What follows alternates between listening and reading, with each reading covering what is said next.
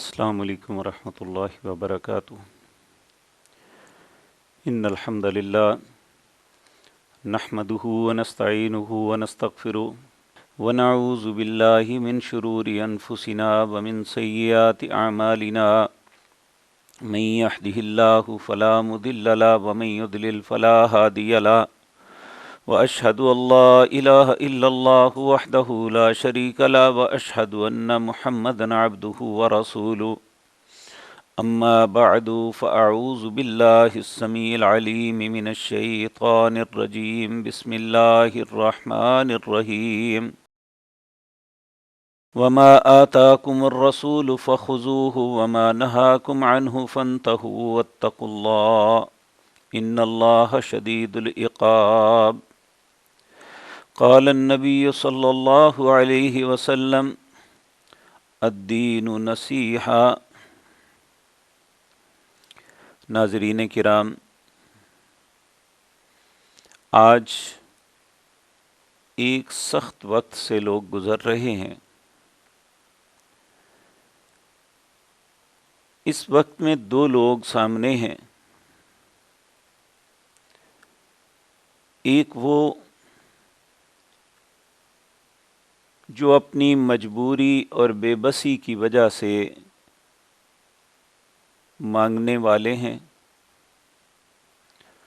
اور ایک وہ ہیں جو دینے والے ہیں۔ میں اپنی بات کو آگے بڑھانے سے پہلے جو آیت آپ کے سامنے تلاوت کی اور نبی مکرم صلی اللہ علیہ وسلم کا فرمان پیش کیا، اس کا ترجمہ عرض کر دوں۔ یہ سورۃ حشر کی آیت کا ایک چھوٹا سا ٹکڑا ہے۔ اس میں اللہ رب العزت ہر مسلمان کو حکم دے رہے ہیں کہ وَمَا آتَاكُمُ الرَّسُولُ فَخُذُوهُ وَمَا نَهَاكُمْ عَنْهُ فَانْتَهُوا۔ جو اللہ کے رسول تمہیں دیتے ہیں وہ لے لو، جس بات سے روکتے ہیں اس سے رک جاؤ۔ واتقوا اللہ، اللہ سے ڈر جاؤ۔ ان اللہ شدید العقاب، اللہ کا انتقام بڑا سخت ہے۔ نبی کریم صلی اللہ علیہ وسلم کا ارشاد گرامی ہے، آپ نے فرمایا الدین نصیحہ، دین خیر خواہی کا نام ہے۔ تو میں ایک مسلمان کی حیثیت سے اپنے ہر بھائی اور بہن سے نصیحت خیر خواہی کے مد نظر رکھتے ہوئے کچھ گزارشات کرنا چاہتا ہوں۔ اس میں کوئی شک نہیں کہ اللہ رب العزت نے اس کائنات کے نظام کو چلانے کے لیے رزق کی تقسیم کے معاملات اپنے ہاتھ رکھے ہیں۔ کسی کو زیادہ دیا ہے، کسی کو کم، تاکہ ہم ایک دوسرے کے پابند رہیں۔ اگر اللہ نے قرآن میں فرمایا میں سب کو برابر کر دیتا تو یہ کائنات کا نظام کبھی نہ چل سکتا۔ اگر غریب ہوتے سارے ہی تب بھی نہیں چل سکتا۔ اگر سب کو رزق کی فراوانی دے دیتا تو کسی کو حاجت ہی نہیں تھی، وہ کسی کا کوئی کام کرتا ہی نہ۔ تو اللہ نے نظام کائنات کو چلانے کے لیے یہ معاملات رکھے ہیں۔ یہاں سب سے پہلی بات کہ ہمارے معاشرے میں کچھ لوگ سیاست کے نام پہ یہ نعرہ لگاتے ہیں غریب ہمیشہ غریب اور امیر ہمیشہ امیر۔ یہ بالکل جھوٹ ہے۔ اللہ رب العزت اپنی پاک کلام میں فرماتے ہیں تلک الایام نداولها بین الناس، میں لوگوں کے درمیان دن پھیرتا رہتا ہوں۔ ہم نے اپنی زندگی میں بے شمار ایسے صنعت کاروں کو، بے شمار ایسے ٹریڈرز کو، بے شمار ایسی بڑی بڑی جاگیروں کے مالکوں کو دیکھا ہے کہ آج ایک پاؤ دال دینے کے لیے کوئی انہیں تیار نہیں ہے، اور ایک ٹائم کی روٹی بھی مشکل سے کھاتے ہیں۔ اور کتنے ہی مزدوروں کو دیکھا ہے جو آج بہت بڑی بڑی ملوں کے، فیکٹریوں کے مالک ہیں، جو پہلے کسی مشین پہ کھڑے ہو کے چند ٹکوں کی مزدوری کیا کرتے تھے، آج وہ بہت بڑے بڑے ملانر بنے ہوئے ہیں۔ یہ اللہ رب العزت کی تقسیم ہے، جیسے وہ چاہتا ہے کرتا ہے۔ قرآن کریم میں اللہ فرماتے ہیں ان اللہ هو الرزاق ذو القوۃ المتین، رزاق اللہ ہے اور اس کی کمانڈ اینڈ کنٹرول بھی اس کے ہاتھ میں ہے۔ اب یہ ساری چیزیں، یہ ہمارے ایمان اور عقیدہ ہونا چاہیے، یہ باتیں ذہن میں رکھ کے آگے چلتے ہیں۔ آج بہت سے لوور طبقے کے لوگ، لوور سے مراد ذاتی حیثیت میں نچلے نہیں، مالی اعتبار سے، جن کے پاس پیسے نہیں ہیں، جو مزدوری اور اجرت پہ کام کرتے ہیں، یا وہ متوسط جو سفید پوش ہیں، جن کے حالات آج انتہائی تنگ ہیں، وہ لیتے ہیں۔ لیکن یہاں یہ بات یاد رکھیں، لینے والوں میں دو قسم کے لوگ ہیں۔ ایک تو وہ پروفیشنل بیکاری ہیں جن کی زندگی کا مقصد ہی صرف مانگنا ہے، ان کے پاس ہزاروں لاکھوں کروڑوں بھی جمع ہو جائیں تو وہ پرانا اور بوسیدہ لباس پہن کے اگلے دن بھی مانگنے کے لیے ہی نکلیں گے۔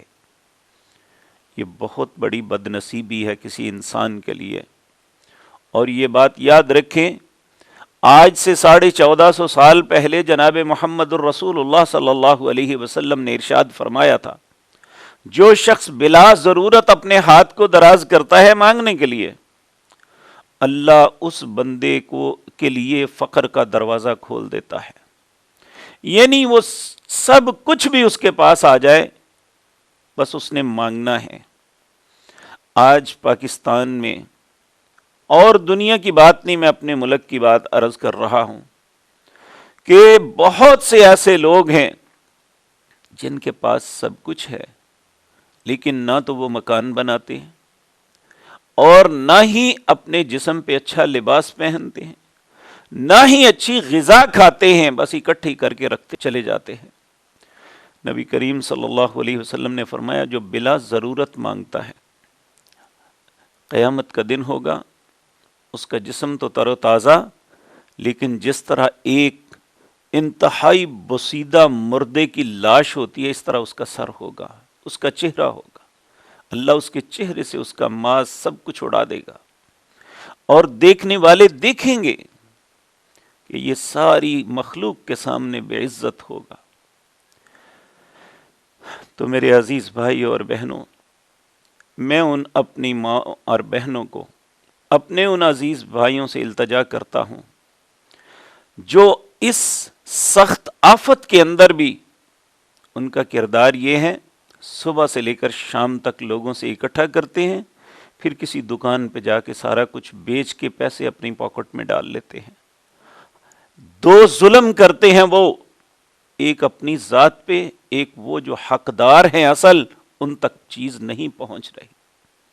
اپنی ذات پہ ظلم یہ کرتے ہیں کہ وہ یہ سب کچھ جو اکٹھا کر رہے ہیں، یہ جہنم کا ایندھن ہے، یہ ان مساکین کا مال تھا، یہ ان غرباء کا مال تھا، یہ ان مجبور اور بے کسوں کا تھا جو انہوں نے اپنی عیاشی کے لیے رکھ لیا، نشہ کرنے کے لیے رکھ لیا۔ العیاذ باللہ، اللہ رب العزت ایسی بات سے ہر مسلمان کو اپنی پناہ میں رکھے، اور اگر کوئی واقعتاً حقدار ہے، وہ چیز لیتا ہے تو اللہ نے اس کا حق بنایا ہے، اسے لینے میں کوئی حرج نہیں ہے، لیکن اسلام ہر انسان کو خودداری کا حکم دیتا ہے۔ نبی کریم صلی اللہ علیہ وسلم جب ہجرت کر کے مدینہ منورہ میں آئے تو اس وقت ایک مکے کے امیر کبیر آدمی تھے، حکیم بن حزام رضی اللہ تعالی عنہ۔ جب ہجرت کر کے آئے تو سب کچھ انہوں نے وہیں پہ چھین لیا، بے سر و سامانی میں مدینہ منورہ میں آئے۔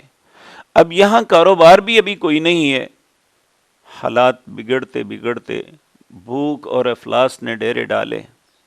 ایک دن نبی کریم کی خدمت میں حاضر ہوئے، کہنے لگے، یا رسول اللہ صلی اللہ علیہ وسلم، گھر میں فاقوں کی نوبت آ گئی ہے، کو مجھے عطا کیجیے۔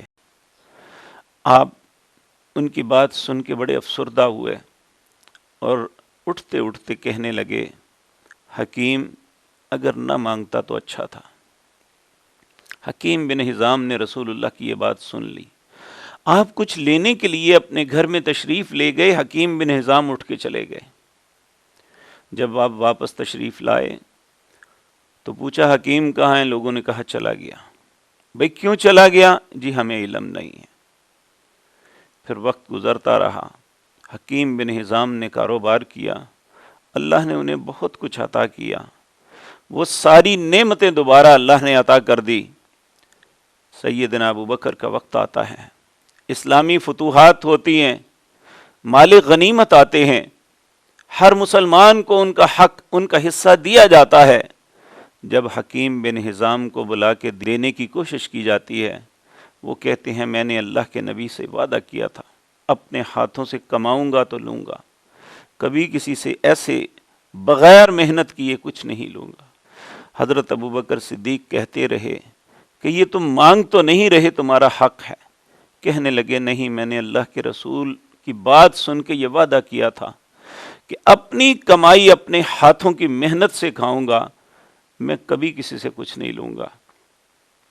وقت گزرتا رہا، حضرت عمر کا دور آیا، فتوحات اور بڑھی۔